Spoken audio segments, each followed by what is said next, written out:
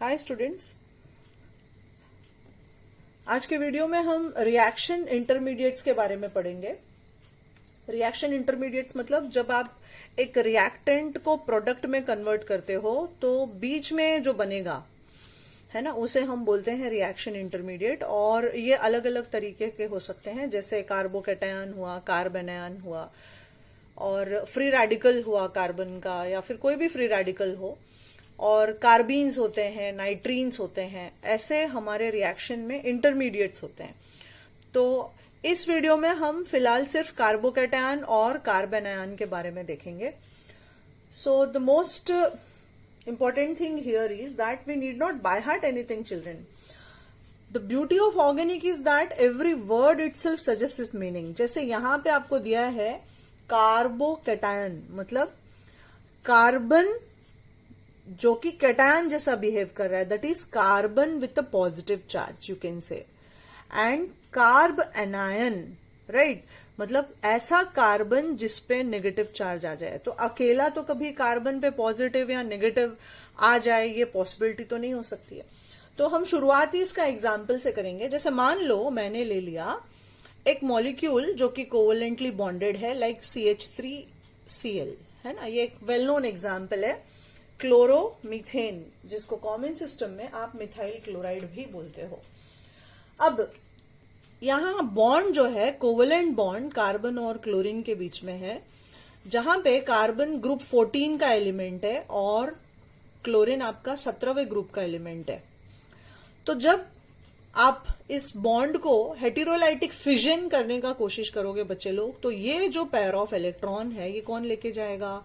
Chlorine लेके जाएगा, right. ये हमने होमोलाइसिस हेटेरोलाइसिस में देखा है। तो as a result of heterolytic fission आप देखोगे कि ये कार्बन जो है इस पे चार्ज आ गया पॉजिटिव, और ये क्लोरीन जो पेयर ऑफ इलेक्ट्रॉन लेके चला गया इस पे चार्ज आ गया नेगेटिव। तो ये कार्बन जिस पे पॉजिटिव चार्ज आ गया उसे आप बोलते हो कार्बोकैटायन। जबकि दूसरी तरफ यदि मान लो मैं कोई ऐसा एलिमेंट ले लूं बच्चे लोग, मॉलिक्यूल ले लूं, लाइक से CH3MgCl, है ना, इसे आप बोलते हो methyl magnesium chloride. What do I call it? Methyl magnesium chloride, जिसे हम ऑर्गेनिक में, ये बहुत इंपॉर्टेंट कंपाउंड है जिसे आप ग्रिग्नार्ड रिएजेंट भी बोलते हो। अब यहां पे जब मैं ये बॉन्ड को तोड़ने का कोशिश करूं बच्चे लोग, तो as you know that carbon is more electronegative in comparison to magnesium. तो अब ये पेयर ऑफ इलेक्ट्रॉन कौन लेके चला जाएगा? कार्बन लेके जाएगा हेटेरोलाइसिस होने पे।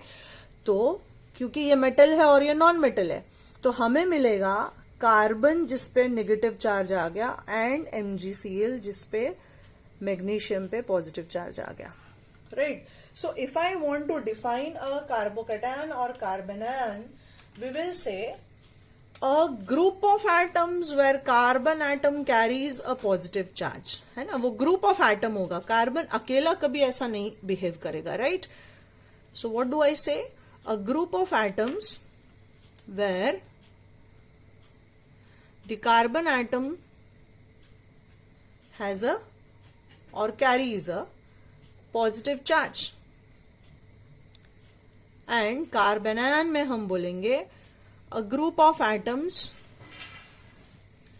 where carbon atom has a negative charge, or where the carbon atom carries a negative charge, right. You can say it any of the ways.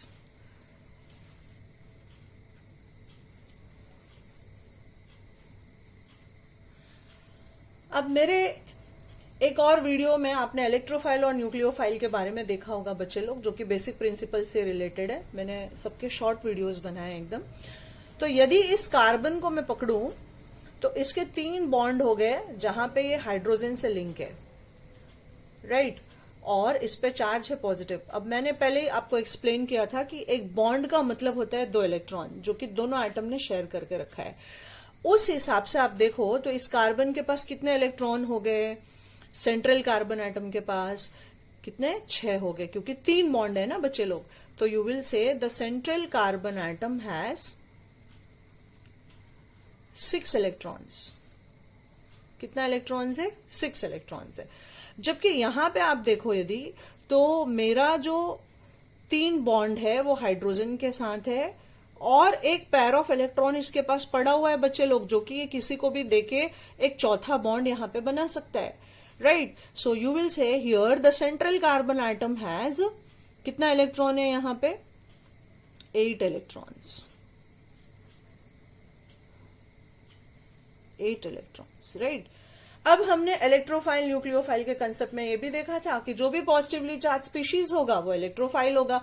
और आप देख सकते हो कि यहां पे इसकी ऑक्टेट कंप्लीट नहीं है, कंप्लीट करने के लिए ये पेयर ऑफ इलेक्ट्रॉन्स को एक्सेप्ट करेगा, therefore you can say that they act as electrophiles. What do they act as? Electrophiles. Or you can also say that they act as Lewis acids. And here we can say that they act as nucleophile.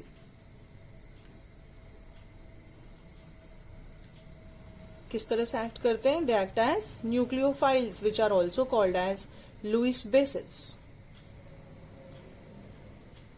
क्योंकि ये लोग electron pair acceptor हो गए और ये लोग electron pair, जो ये पेयर ऑफ इलेक्ट्रॉन है, ये डोनेट कर सकता है, राइट। देयरफॉर इसलिए हम इनको न्यूक्लियोफाइल्स या फिर लुइस बेसेस बोलेंगे।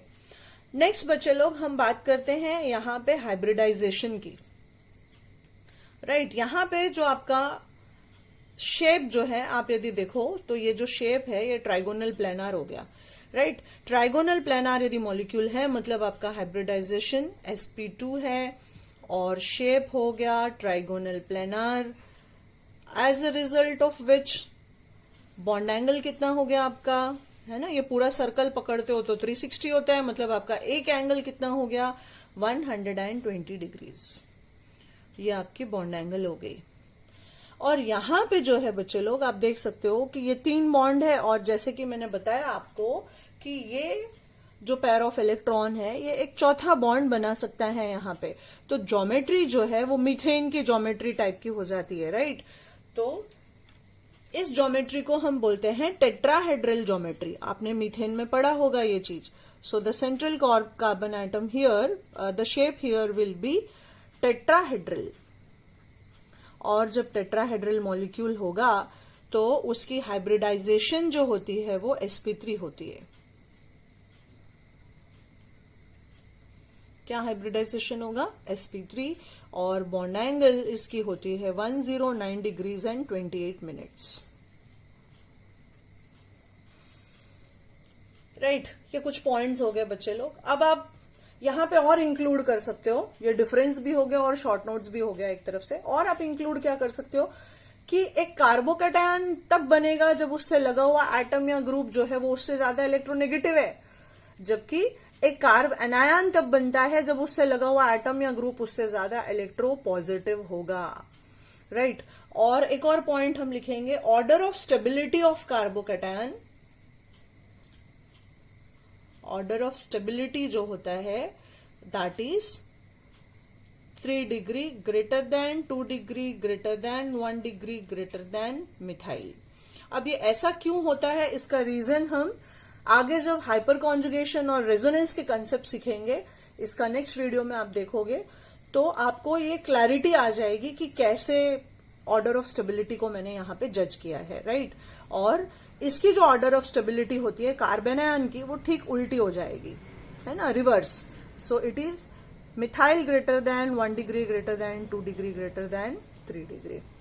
तो इसका रीजन जो है वो आप आगे सीखोगे, that is hyper conjugation phenomenon आएगा, जो कि रेजोनेंस जैसा ही होता है, बट वहां पे डिस्प्लेसमेंट मतलब कुछ अलग फिनोमिनन होगा, वो आप उस वीडियो लेक्चर में उसके बारे में पढ़ोगे। So this is simply a basic layout about what is a carbocation and what is a carbanion.